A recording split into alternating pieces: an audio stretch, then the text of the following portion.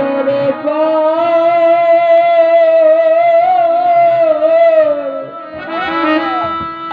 পরামার করে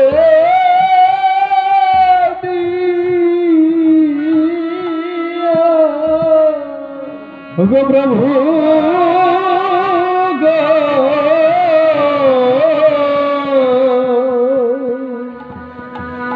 সেদিনে আমার হাত ধরে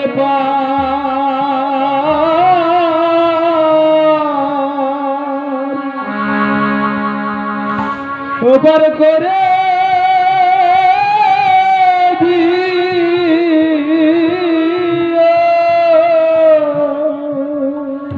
সেদিনে আপনারা বলিতে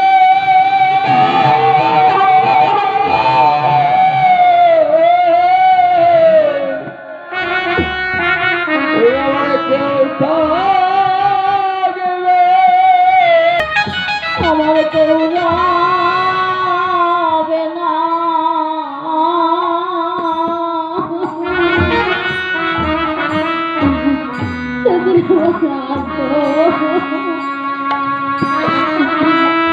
ধরে পার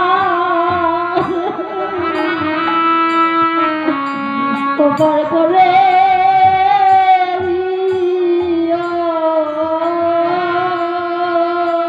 যেদিন আমার বলিতে বলিতে আর কেউ রাবে না প্রভু সেদিন আমার হাতে ধরে পার তুমি করে দিও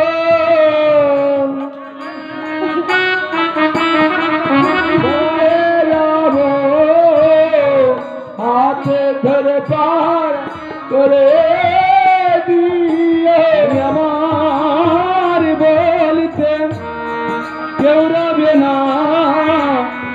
জগতে আমার বলতে যদি না কেউ থাকবে না যেদিন আমার বলতে সবাই যেদিন আমাকে পর করে রাখবে সেই শেষের দিনের সেজন বিনে জীবের নাহি কোনো গতি গোবিন্দ তুমি সেই শেষের দিনে আমার পারের কান্ডারি হয়ে আমাকে ভবতরি পার করে দিয়ে বাবা দেখেছেন যে এই কত মায়ার সংসারে আমার করে ছেলে মেয়ে সবাইকে রেখেছি নিজের কাছে রেখে কিন্তু যেদিন শেষ নিঃশ্বাস চলে যায় ওই তুলসী তলায় যখন নামিয়ে দিয়ে বাবা কাঁচা বাসের তুলাটা যখন তৈরি করে সব জায়গায় যখন কান্দে করে নিয়ে চলে যায় সেদিন তোমার পিছনে বড় হরিবল আমার সেদিন তোমার সামনে বলবে হরিবল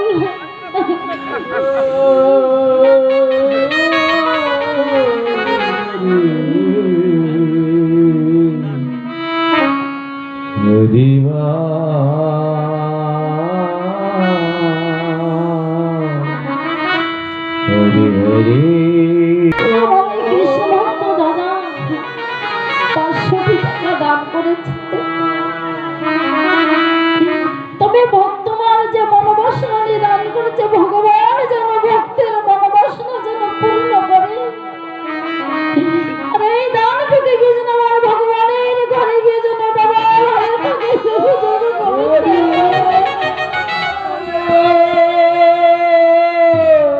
হরে হরে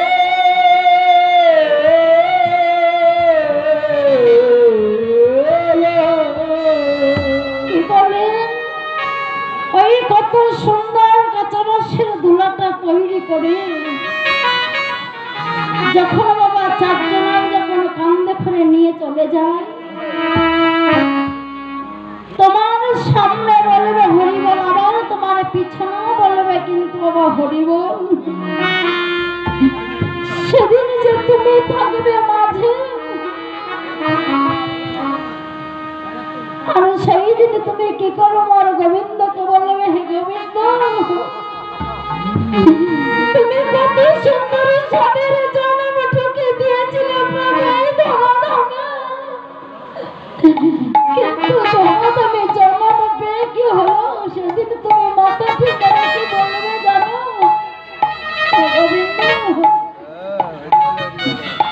এবার কৃষ্ণ বলো হলো না গো, কৃষ্ণ বলো হলো না গো, কৃষ্ণ বলো হলো না গো, আর কৃষ্ণবালা হলো না গো, কৃষ্ণ বলে এসেছিলাম, হলো না গো।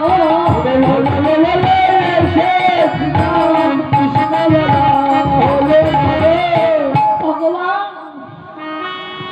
ধরাধামে এসেছিলাম কৃষ্ণ ভজন করব বলে, কিন্তু আমার তো আর কৃষ্ণ ভজন হলো না।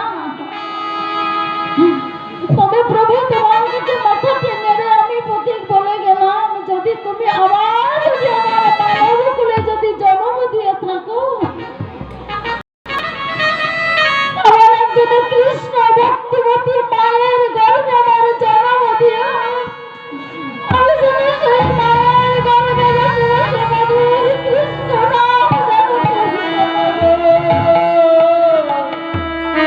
হরে হরে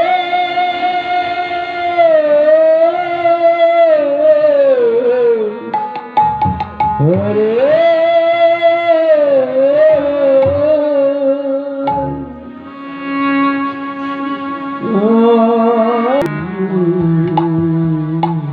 ধরাধামেতে এসেছিলাম কৃষ্ণ ভজন করবো বলে, তাই না বাবা?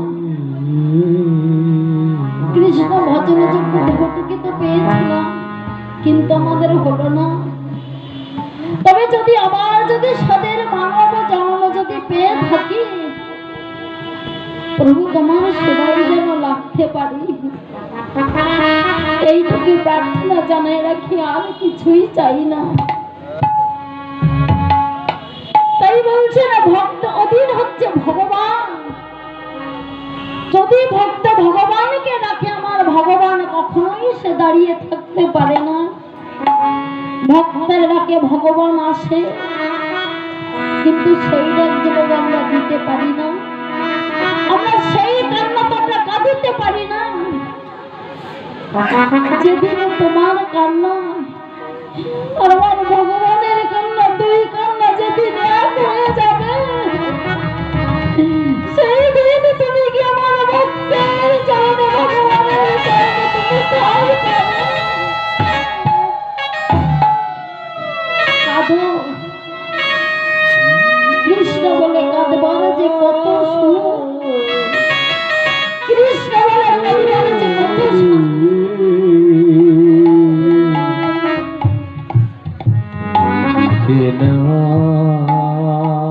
আমার এক জেঠু একশো টাকা দান করেছে, ভক্ত যে মনোবাসনা নিয়ে দান করেছে, ভগবান যেন ভক্তের মনোবাসনা যেন পূর্ণ করে। আর শুধু এই দানটুকু নয়, এই দানটুকু যেন আমার গোবিন্দের ঘরে কি যেন বাবা আমি গোবিন্দের যেন গোবিন্দের যেন দান করতে পারে। তাই হরি বল হরি বল। বাবা বললেন না, ভক্ত আমার মাতা, ভক্ত আমার পিতা, ভক্তই আমার গুরু, ভক্তই আমার নাম রেখেছেন বাঞ্ছা কল্পতরু।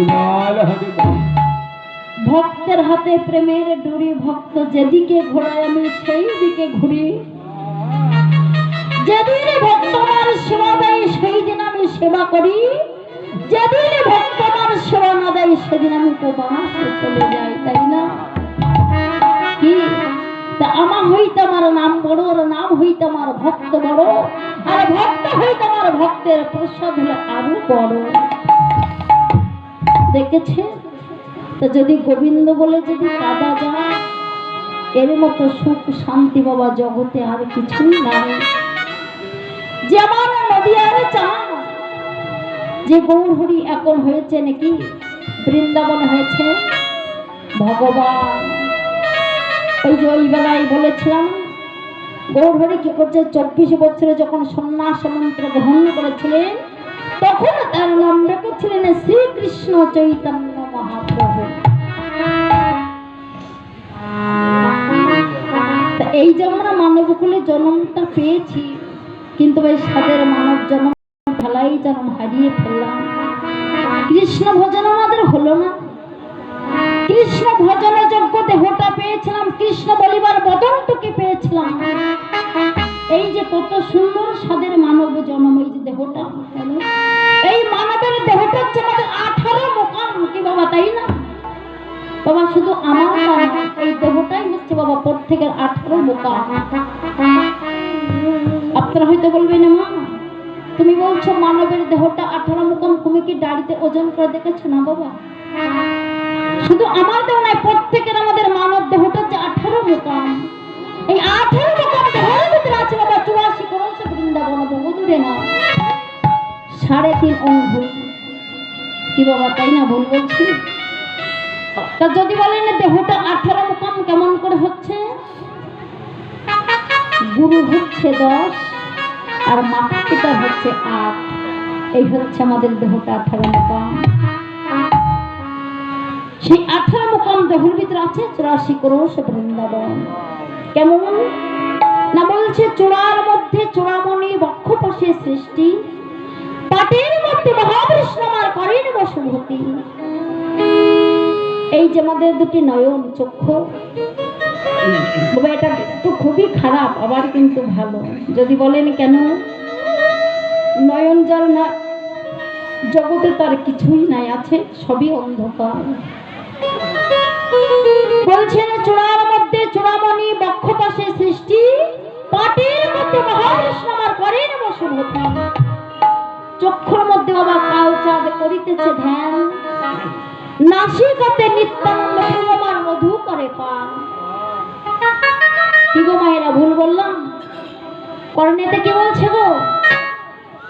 দীক্ষা শিক্ষা নিয়েছেন? দীক্ষা শিক্ষা নিয়েছেন? কারা কারা নিয়েছেন হাত তুলুন তো দেখি।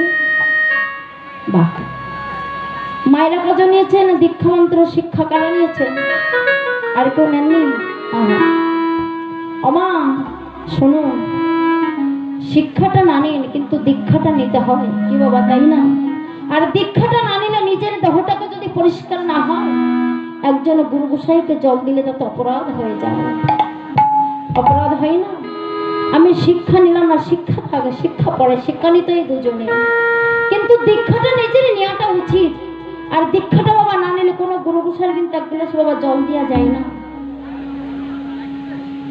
এই যে যখন গুরুদেব যখন আসে, শিক্ষক তার দীক্ষা মন্ত্রটি কোথায় দান করে যায়? কর্ণে বলে, তাই না? তা কর্ণেতে কি বলছে? কর্ণেতে চৈতন্য গোসাই হয়ে খুব সাবধান। আর এই যে আমাদের মুখ কি বলছে, এই বদনটাকে কি বলছে? 24.5 যোগ, তাই না? বদন আছে 24.5 যোগ, আলো জিহ্বায় আছে সরস্বতী, আবার এই বদন আছে কি নারদমণি, আলো জিহ্বায় সরস্বতী, বামে আছে শ্রীকানায় হস্তদ্বীপ হচ্ছে আমাদের জগন্নাথ। বাবা এইটুকুই তো হলো, তাই না? এইটুকু হচ্ছে, এখনো এতটা পড়ে আছে 18 মোকাম দেহ। কিন্তু দেবেন যার যার গুরু গোসাই আছে জানবেন যে মানবের দেহটা 18 মোকাম কেমন করে হচ্ছে। তো এই 18 মোকাম দেহের ভিতরে এই যে আমাদের 84 করোড় বৃন্দাবনে এসেছে, মধুর বৃন্দাবনে আহা লীলা রস সাধন করছে। তাই শ্রীমতী রাধারানী সখীদের কাছে ডেকে ডেকে বলছে, ললিতা শোন না, যখন আমি আমার মধুর ওই রূপে যখন নয়ন দিয়েছিলাম, তখন আমার কত জ্বালা, কত যন্ত্রণা, কত ব্যথা, কিন্তু সখীরা এখন আমার কি মনে হয় জানি? মনে হয় জানি রাধা রানী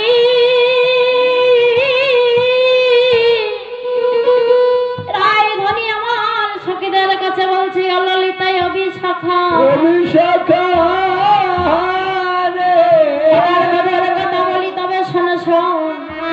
আর দেখে এলাম তারে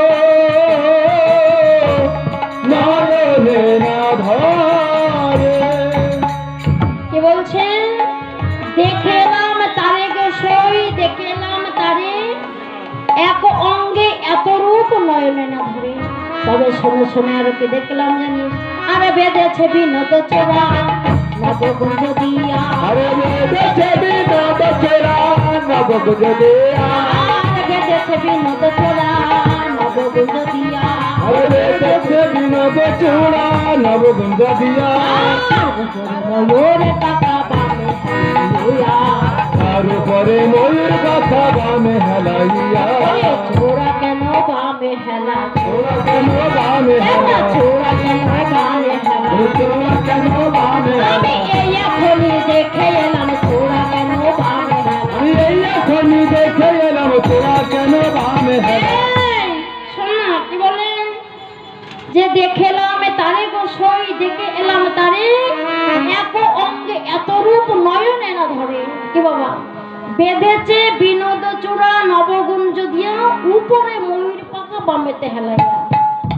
আছে ভগবানের মাথার উপরে দেখুন তো ময়ূর পাখা আছে, তা দেখুন বাবা ওই যে গোবিন্দের মস্তক আছে চূড়া, মা আমার দিকে লক্ষ্য করবেন, গোবিন্দের বাবা মস্তকে আছে চূড়া, তাই না? আর চরণে আছে হচ্ছে নূপুর। কি গো মায়েরা, গোবিন্দের চরণে হচ্ছে নূপুর আর মস্তকে হচ্ছে চূড়া। তা বাবা ওই চূড়া আর নূপুর একজনে দ্বন্দ্ব করে বলছে, নূপুরকে বলছে, এই নূপুর তুই তো গোবিন্দের চরণে থাকিস আর আমি আমার গোবিন্দের মস্তকে থাকি, আমি হচ্ছে সবার বড়। কে বড় গো? কে বড় বাবা, চূড়া বড় না নূপুর বড়? চূড়া বড়, তাই না? হ্যাঁ, সেখানে চূড়া বড় হয় না, চূড়া যে গোবিন্দের মস্তকে থাকে। কি সবাই বলছে না চূড়াটা বড়, তাই না, যে গোবিন্দের মস্তকে আছে? কি গো মাইরা, চূড়া বড় হতে পারে? হ্যাঁ হ্যাঁ, তাই যখন ওই চূড়া নূপুরের দ্বন্দ্ব হয়ে বলছে, নূপুরকে বলছে, এই নূপুর তুই তো থাকিস গোবিন্দের চরণ, আমি তো থাকি আমার গোবিন্দের মস্তকে, আমি তো সবার উপরে বড়। কিন্তু বাবা ভেবে বিচার করে বলুন তো, জগতের মানুষ কি কেউ আমার গোবিন্দের মস্তকের আশা কেউ করে? এই ত্রিজগতের মানুষ কেউ কি কখনোই আমার গোবিন্দের মস্তকের আশা করে? কেউ তো কখনোই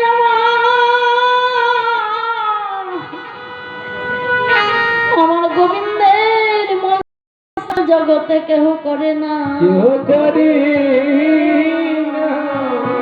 সবাই জগতের মানুষ আমার গোবিন্দের কি চরণের আশা সবাই করে। আমরা বলি না, হে গোবিন্দ তুমি আর যা করো প্রভু, সেই শেষের দিনে প্রভু দয়াময় তোমার এই চরণ তলা আমাদের আশ্রয় দিও প্রভু, আমাদের কোথাও জায়গা মতো না, তোমার চরণ তলে যেন প্রভু থাকতে পারি, এই আশাটুকু তুমি করো। আমরা তো কেউ কখনো গোবিন্দের মস্তকের আশা করি না, সবাই আমরা চরণের আশাই করি যে প্রভু তোমার যুগ যুগ ধরে যেন তোমার চরণ সেবা যেন করতে পারি, তুমি এই চরণের সেবা হইতে যেন আমাদের বঞ্চিত করো না।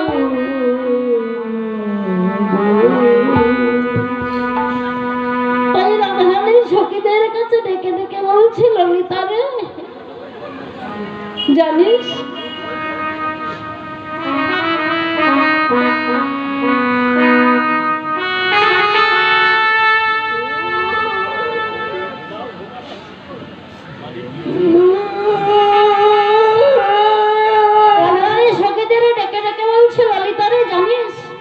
আমার বধুর কথা আরো তোদের কাছে বলি, তবে শোন আমার বধু আর কি করে জানি, শুধু তাই নয়, আরে কালি বরণ খালি চন্দনেতে চন্দনেতে কালি বরণ খালি চন্দনেতে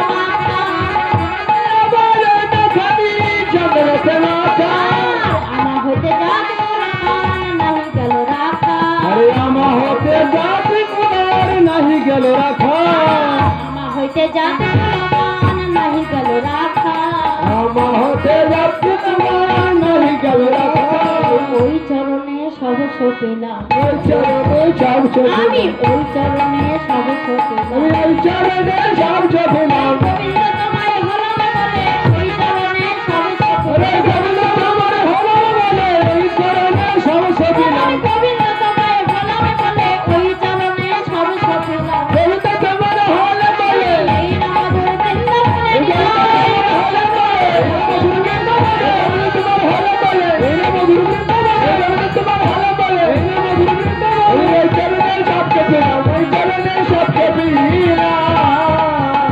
কি বলেন কালীয় বরণখানি চন্দনেতে মাখা আমা হইতে জাত কুলমান কি বাবা নাহি গেল রাখা কেন বললেন না বাবা যেদিন রাধারানী এই যে সূর্য পূজার গান আপনারা শুনেছেন না রাধারানী কেমন করে বাদিনীর ঘর থেকে কেমন করে গিয়েছিল বাবা গোবিন্দ দর্শনে কেমন করে গিয়েছিল বলেছিল না সখীরে শুধু যে আমার ঘরের লোক আমাকে বলে তা নয় ঘরে পরে যারাই আমাকে দেখে যারাই আমাকে দেখে সবাই তারা আঙুল তুলে তুলে আমাকে কি বলে জানিস বলে ওই যাই কৃষ্ণ কলঙ্কিনী ওই যাই রায় কৃষ্ণ কলঙ্কিনী বাবা কি বলছে আগে কৃষ্ণ পরে হচ্ছে কলঙ্কিনী তাই না বাবা বলছে ওই যাই কৃষ্ণ কলঙ্কিনী রাধারানীকে বলেছিল তা আগে যে আমার বধূর নাম করে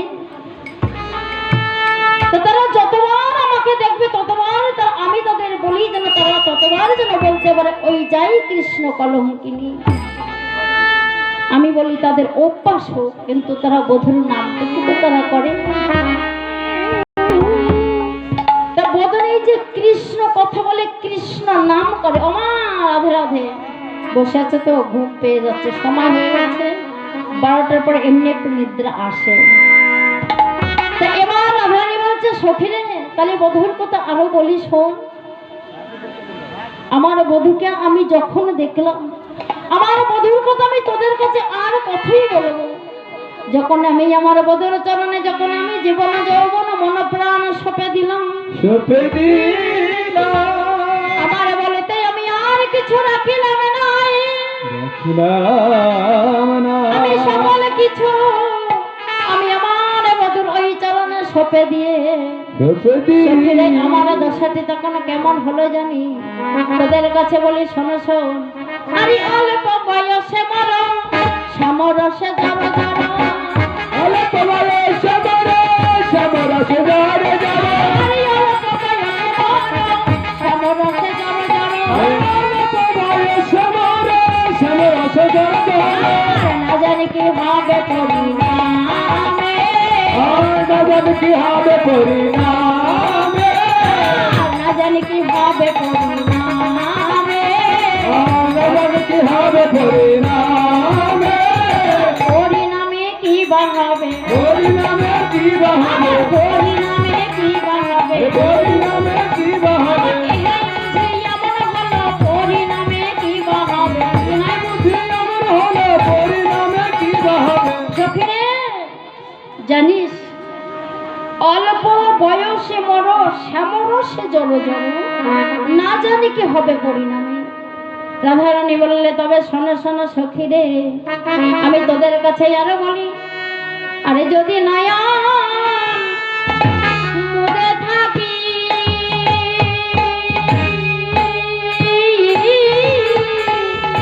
আরে অন্তরে গো বিন্দ দেখি ওরে আমি যদি মুদে থাকি ওরে অন্তরে গো বিন্দ দেখি যদি মুদে থাকি অন্তরে গো বিন্দ দেখি আর নয়ন কি বলছে যদি নয়ন মুদে থাকি বাবা অন্তরে কিছু না অন্তরে আমি গোবিন্দটাকে দর্শন করি আবার কি করি জানিস নয়ন মেলে দেখি শ্যাম রোগ দাঁড়িয়ে আছে। সখীগণ বলছে রাধে এবার কি কথা বলছিস যে আমি যদি নয়ন মুদে থাকি অন্তরে গোবিন্দ দেখি নয়ন মেলিয়া দেখি শ্যাম। রাধারানী বললে যখন আমি দেখলাম আর কি করলাম জানি তবে শোনো শোন আরে তিল তুলসী দিয়া সমর্পণ করেছি হিয়া তুলসী দিয়া সমর্পণ করেছি আর তিল তুলসী দিয়া সমর্পণ করেছি হিয়া তুলসী দিয়া সমর্পণ করেছি এ জনমের মতো রাঙা পায় রে এ জনমের মতো রাঙা পাই রে আর এ জনমের মতো রাঙা পায় রে এ জনমের মতো রাঙা রে। কি বললেন বাবা ওমা কি বললেন ভালো করে শুনি বাবা তিল ও তুলসী দিয়া সমর্পণ করেছি হিয়া এ জন্মের মতো রাঙা পায়। বাবা তিল তুলসীটা কখন দেয় বাবা আপনারা তো জানেন কিন্তু মায়েরা জানেন না যে তিল তুলসীটা আমরা কখন দান করি যখন মানুষ মরে যায় তাই না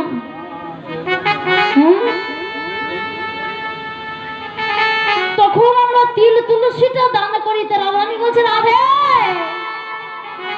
তুই তোর বধুর জন্য তিল তুলসী দান করেছিস কেন?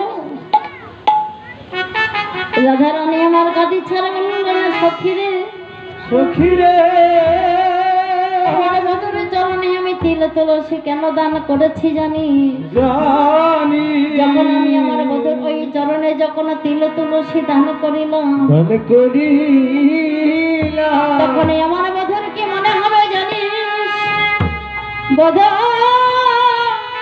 বধুর চরণে যখন তিল তুলসী দান করেছিলাম বলি তিলে তিলে মনে পড়িবে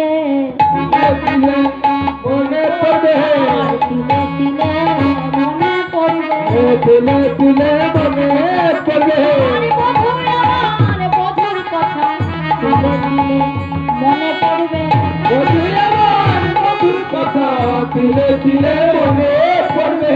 বলছে জানিস ওই তিলার তুলসী যখন আমার বধুর চরণে দান করলাম আমার বধূ হচ্ছে তিলে তিলে যখন আমার কথা বধুর মনে পড়বে তাই আমি জন্মের মতো ওই চরণে তিল তুলসী দান করলাম।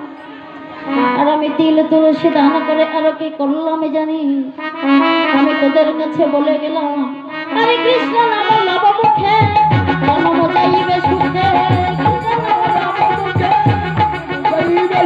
আরে কৃষ্ণ নাম লব মুখে জন্ম যাইবে সুখে যদি তো এই বাঞ্ছা করি আর যত পাই বাঁচা করি আর যদি তো এই বাঞ্ছা করি যত পাই বাঁচা করি। দেখেছেন বাবা চলে যাব বাবা আমি চলে যাব কিন্তু যাবার সময় আমি বদনে কি বলবো কৃষ্ণ নাম লভ মুখে জন্মটুকে যাইবে সুখে যদি কহে এই বাঞ্ছা করি। সখীগণ বলছে রাধে যদি কোনোদিন আমার বধূ আবার যদি কোনোদিন তোদের কাছে যদি আসে আমি তো বধূর চরণে সব কিছু দান করে দিলাম আমি জীবনে আমার বলতে আর কিছুই রাখলাম না।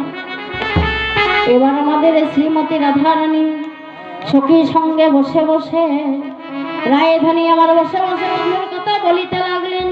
আর বধুর কথা বলতে বলতে এমন সময় মধুময় বৃন্দাবনে যখন শ্যামের বাঁশি যখন বেজে উঠেছে রায়ধানী আমার কি করেছে আরে সখীর সঙ্গে রূপের কথা কইতেছিল বসে সখীর সঙ্গে রূপের কথা কইতেছিল বসে হেন কালে বৃন্দাবনে বাজে শহর বাসে হেন কালে বৃন্দাবনে বাজে শহর বাসি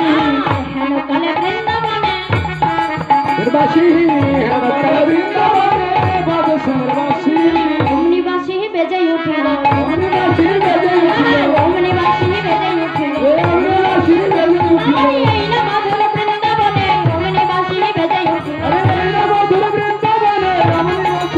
উঠে গেলেন।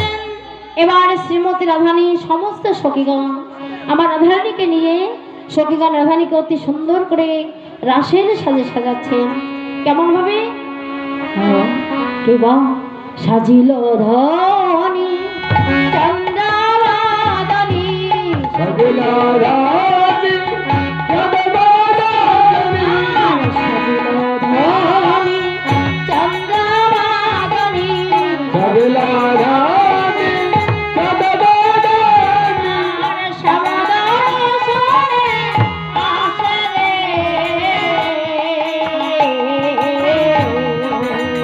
কেবা সাজিল রানী চন্দ্রাবাদনী বসে অতি সুন্দর করে আজ রায়ধনীকে সখীগণ কত সুন্দর করে আজ রাসের সাজ সাজিয়ে আমার সখীগণ সঙ্গে চলে রাধা রঙ্গে আবার ঘেরালো চারি পাশে রে।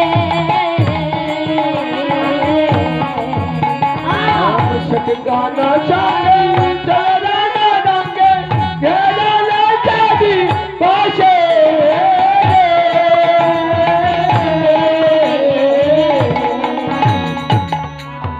এবার শ্রীমতী রাধানীকে অতি সুন্দর করে শোকবৃন্দ সকলে সবাই মিলে বাবা রায়ধনীকে রাসের সাজে সাজিয়ে রায়ধনী আমার রাস দর্শনে যাবেন। আপনারা পরে রাসের আস্বাদন করবেন। জনিতাই জয় গৌরহরি। হয়তো বাবা লীলার মধ্যে অনেক ভুল ত্রুটি হয়েছে, আপনারা নিজ গানে সন্তান গানে আমাকে ক্ষমা করবেন। আর